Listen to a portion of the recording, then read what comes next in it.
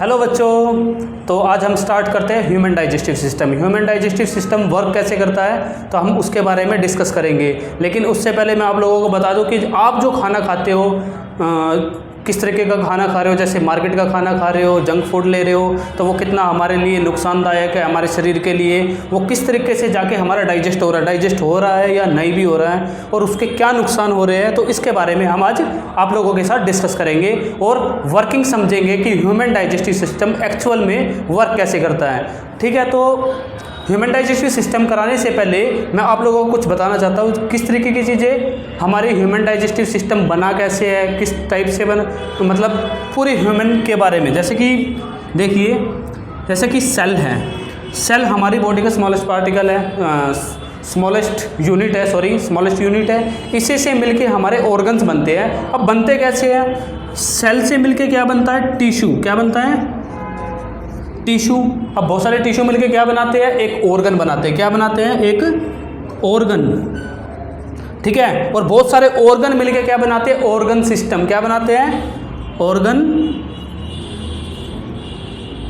System. ठीक है, और ऑर्गन सिस्टम कंप्लीट जब ऑर्गन सिस्टम होगा किसी बॉडी के अंदर तो एक लिविंग ऑर्गेनिज्म बना देगा। ठीक है, लिविंग ऑर्गेनिज्म। क्लियर है? तो ऑर्गेनिज्म जब वो बन जाएगा तो हमारा ह्यूमन जो ऑर्गन सिस्टम है, ह्यूमन बॉडी के अंदर जो ह्यूमन बॉडी बनी है उसके अंदर जो ऑर्गन सिस्टम है वो उसके कुछ पार्ट्स होते हैं, जैसे कि नर्वस सिस्टम अलग हो गया ह्यूमन बॉडी में, एक्सक्रीटरी सिस्टम अलग हो गया, एक हमारा जो आज डिस्कस कर रहे हैं हम आप लोगों के साथ वो ह्यूमन डाइजेस्टिव सिस्टम है। तो अब आज हम डिस्कस करेंगे ह्यूमन डाइजेस्टिव सिस्टम के बारे में। तो ह्यूमन डाइजेस्टिव सिस्टम समझने के लिए सबसे पहले मैं आज थोड़ा ऑर्गन सिस्टम के बारे में बताता हूँ। ऑर्गन सिस्टम क्या है कि बहुत सारे हमारे शरीर के अंदर मल्टी सेलुलर ऑर्गेनिजम्स हैं हम, और हमारे बॉडी के अंदर मल्टी ऑर्गन्स हैं और उनकी वर्किंग अलग अलग होती है। तो उस वर्किंग के अंदर आज हम डिस्कस कर रहे हैं ह्यूमन डाइजेस्टिव सिस्टम के बारे में। तो ह्यूमन डाइजेस्टिव सिस्टम 5 स्टेजेस के अंदर होता है, 5 स्टेजेस के अंदर, जिसमें फर्स्ट स्टेज क्या है? इंजेशन। इंजेशन क्या होता है? जिसके अंदर हम खाना खाते हैं। ठीक है, खाना जैसे ही हमने इनटेक किया तो इंजेशन पार्ट स्टार्ट हो जाता है। देन डाइजेशन होता है, वो पचता है। ठीक है, देन एब्जॉर्प्शन होता है, जो खाने के अंदर न्यूट्रिशन होते हैं वो शरीर एब्जॉर्ब करता है। फिर एसिमाइलेशन होता है, जो हमारा न्यूट्रिशन होता है उसका स्वांगीकरण होता है बॉडी के अंदर। फिर इजेशन, जो भी हमारा वेस्ट मटेरियल खाने के बाद बचता, मतलब न्यूट्रिशन के बाद बचता है, वो मल परित्याग के जरिए शरीर से बाहर हो जाता है। तो हिंदी में इंजेक्शन को बोलते हैं अंतग्रहण। क्या बोलते हैं? अंतग्रहण। हिंदी मीडियम वाले बच्चे समझेंगे, इंजेक्शन को बोलते हैं अंतग्रहण, डाइजेशन को बोलते हैं पाचन, एब्जॉर्प्शन को बोलते हैं हम अवशोषण। ठीक है, और एसिमाइलेशन को बोलते हैं हम स्वांगीकरण। ठीक है, और इजेशन को बोलते हैं मल परित्याग। ठीक है, तो 5 स्टेजेस के अंदर ह्यूमन डाइजेस्टिव सिस्टम को हम अच्छे तरीके से समझेंगे। और आप लोगों को मैं पहले ही बता देता हूँ कि ह्यूमन डाइजेस्टिव सिस्टम पे मैं क्वेश्चंस कराऊंगा अपनी नेक्स्ट वीडियो के अंदर। तो कोई भी बच्चा मेरी वीडियो को स्किप ना करे जब मैं ह्यूमन डाइजेस्टिव सिस्टम पे क्वेश्चंस कराऊंगा। बहुत ही इंपॉर्टेंट क्वेश्चन कराऊंगा एग्जाम के पॉइंट ऑफ व्यू से। बच्चों, आपको काफ़ी लाभ होगा अगर उनको आप पढ़ोगे, ध्यान से देखोगे, चीज़ों को समझोगे तो। ठीक है, तो स्टार्ट करते हैं ह्यूमन डाइजेस्टिव सिस्टम के बारे में। ह्यूमन डाइजेस्टिव सिस्टम सभी का इस तरीके से होता है। अगर इस तरीके से नहीं होता उस श्रेणी को बोलते हैं हम एलियन। ठीक है, तो एलियन तो हम लोग हैं नहीं, तो हम हैं ह्यूमंस। तो हमारा ह्यूमन डाइजेस्टिव सिस्टम वर्क कैसे करता है तो हम उस पर डिस्कस कर रहे हैं। ये है हमारा माउथ। क्या है? माउथ, जिसको क्या बोलते हैं? Buccal cavity. क्या बोलते हैं? Buccal cavity. क्लियर है? इधर होते हैं सैलिवरी ग्लैंड, जो स्लाइवा को सीक्रेट करते हैं। क्लियर है? इधर ये हमारा ये जो नली बनी हुई है ये है ईसोफेगस, जिसको बोलते हैं फूड पाइप।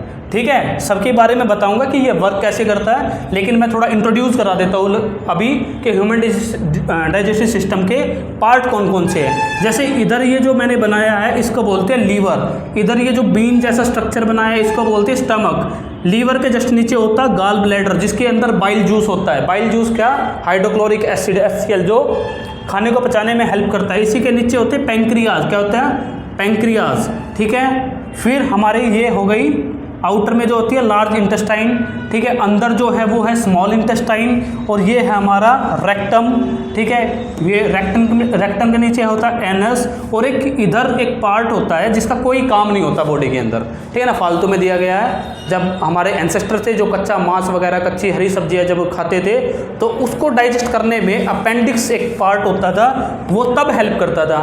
ये उस वक्त इसका साइज बड़ा होता था, लेकिन इवोल्यूशन के कारण धीरे धीरे ये छोटा होता चला गया। अब इसका कोई काम नहीं होता, अगर ऑपरेट करा के इसको अगर बॉडी से हटाना भी चाहे तो ईजिली हटा सकते हैं, ये कोई काम का नहीं होता हमारे शरीर के अंदर, ठीक है। तो अभी हम समझते हैं कि वर्क कैसे होता है, सारी चीज़ें ये वर्क कैसे करती है। तो वर्क कैसे करेगी, माउथ के अंदर, जैसे कि हमने खाना खाया, सभी बच्चे समझेंगे, जैसे ही खाना खाया तो खाना खाते क्या हो गया, फूड इनटेक किया, फूड इनटेक करने के बाद क्या होगा, हम उसको च्यूई करेंगे, चबाएंगे, ठीक है ना। तो हमारी टंग और हमारे टीथ के जरिए, ठीक है, हम खाने को चबाएंगे, ठीक है, उसको स्मॉल पीसेस के अंदर ब्रेक डाउन कर लेंगे, ठीक है, जिसके बाद स्लेवरी ग्लैंड होता है, इधर स्लेवरी ग्लैंड होता है, स्लेवरी ग्लैंड सलाइवा को सीक्रेट करेगा और वो उस खाने के अंदर जो हमने फूड इनटेक किया, जो हमने चबाया है, और उस फूड के अंदर क्या मिक्स हो जाएगा, सलाइवा मिक्स हो जाएगा, ठीक है ना। अब वो जो सलाइवा मिक्स हो गया तो अब फूड के अंदर तो क्या होता है, बॉडी को न्यूट्रिशन की ज़रूरत होती है ना, सभी को न्यूट्रिशन की ज़रूरत होती है, बॉडी को ग्रो करने के लिए, हेल्दी रखने के लिए, स्ट्रॉन्ग रखने के लिए, तभी तो हम पढ़ पाएंगे, तभी खेल पाएंगे, तभी दौड़ पाएंगे, क्लियर। तो सलाइवा मिक्स हो जाएगा जो हमने खाना चबाया। अब चबाने वाली प्रोसेस क्या होती है, हमारे टीथ हेल्प करते हैं खाने को चबाने के अंदर। जो हमारे सामने वाले दांत होते हैं वो 4 टाइप के होते हैं, कौन कौन से, सामने वाले 4 दांत जो होते हैं वो उनको बोलते हैं हम इंसाइजर्स, साइड में लंबे से दांत होते हैं, ठीक है ना, ओके, जो कार्निवोर जो होते हैं, जो मांस वगैरह खाते हैं, तो उनका ज़्यादा यूज़ होता है, उन टीथ का ज़्यादा यूज़ करते हैं और उनको बोलते हैं कैनाइन, क्या बोलते हैं, कैनाइन। उसके पीछे होते हैं 2 दांत होते हैं जो उसको बोलते हैं प्रीमोलार, और फिर उसके पीछे होते हैं मोलार, ठीक है। तो ये 4 टाइप होती है हमारे टीथ की जो खाने को चबाने में हेल्प करती है, ठीक है। खाना चबाने के बाद खाने के अंदर मिक्स हो गया सलाइवा मिक्स होने के बाद तो उसको, उस खाने को क्या बोलते हैं, उसको बोलते हैं बोलस, ठीक है। खाने जो फूड हमने च्यू करा उसमें सलाइवा मिक्स हो गया तो उसको बोलते हैं हम बोलस, ठीक है ना, वो बोलस बन जाता है, ठीक है। और मैं आप लोगों को अभी बता दे रहा हूँ कि जो डाइजेशन होता है वो हमारे मुंह से ही स्टार्ट हो जाता है, ठीक है। कैसे, जो हमने खाना चबाया उसके अंदर न्यूट्रिशन होता है और न्यूट्रिशन के अंदर प्रोटीन भी होता है, तो प्रोटीन का डाइजेशन हमारे मुंह से ही स्टार्ट हो जाता है और उसको डाइजेस्ट करने के का जो करने के लिए जो हेल्प करता है वो सलाइवा करता है, ठीक है ना, क्लियर। तो जो अब बोलस बना है तो वो बोलस आफ्टर द च्यू हमारे फूड पाइप से होता हुआ किस में जाएगा, पेट में जाएगा, ठीक है ना, स्टमक के अंदर जाएगा, अमाशय के अंदर जाएगा, क्लियर है।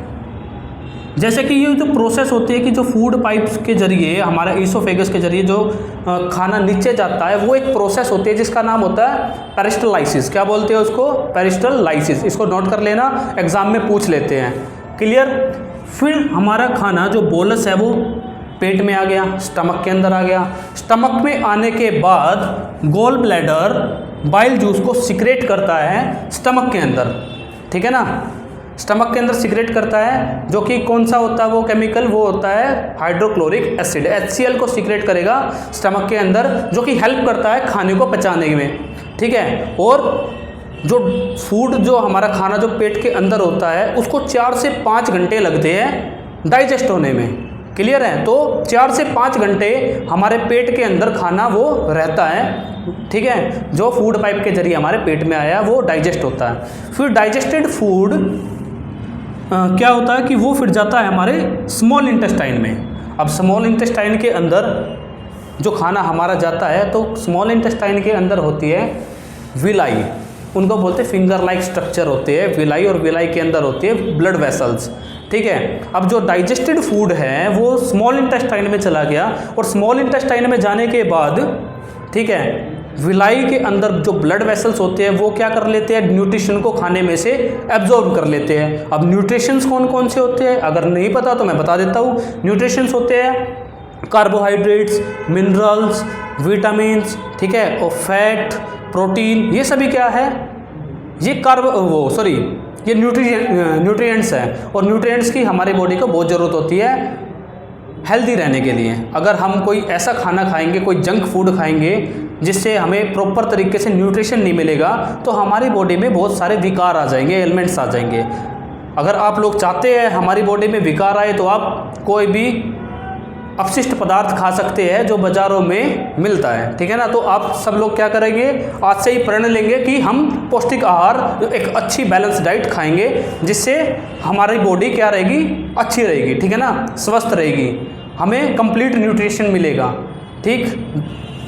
तो आगे बढ़ते हैं हम। जैसे ही न्यूट्रिशन को विलाई एब्जॉर्ब कर लेते हैं, जो ब्लड वेसल्स कर लेते हैं, तो उसके बाद एक प्रोसेस स्टार्ट हो जाती है हमारी एसिमाइलेशन। तो मैं बता देता हूँ, जो इजेशन हमने जो फूड इनटेक किया, थोड़ा रिपीट कर देता हूँ मैं, उसको बोलते हैं हम फूड इनटेक करने के बाद इजेशन। फिर डाइजेशन हमारा मुंह में से स्टार्ट हो जाता है, ठीक है ना।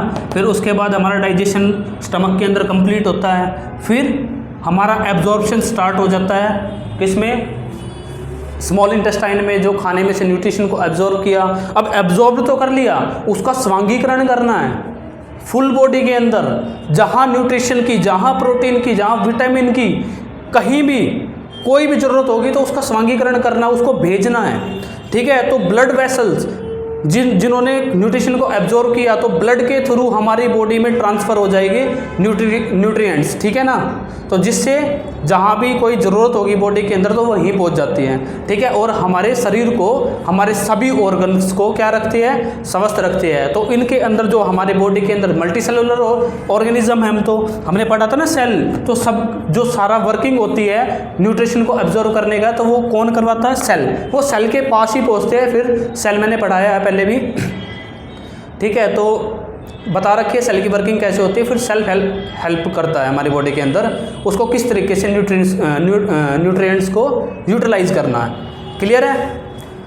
तो अभी खाने में से तो प्रोटीन हो गया,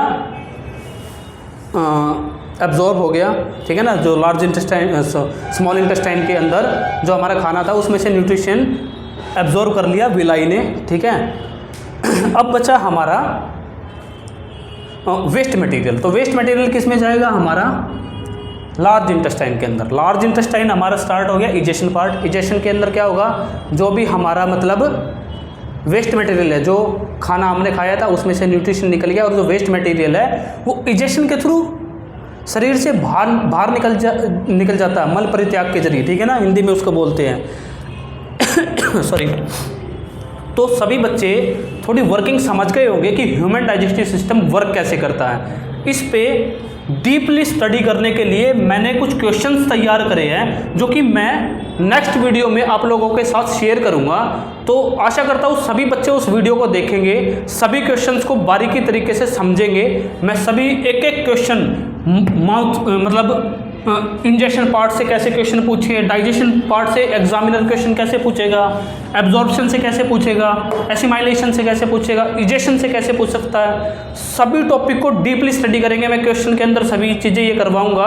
तो आशा करता हूँ सभी बच्चे मेरे नेक्स्ट वीडियो जरूर देखें, ठीक है। तो आई थिंक आपको समझ में आ गया होगा। Thank you for watching my video. Okay बच्चों, बाय बाय।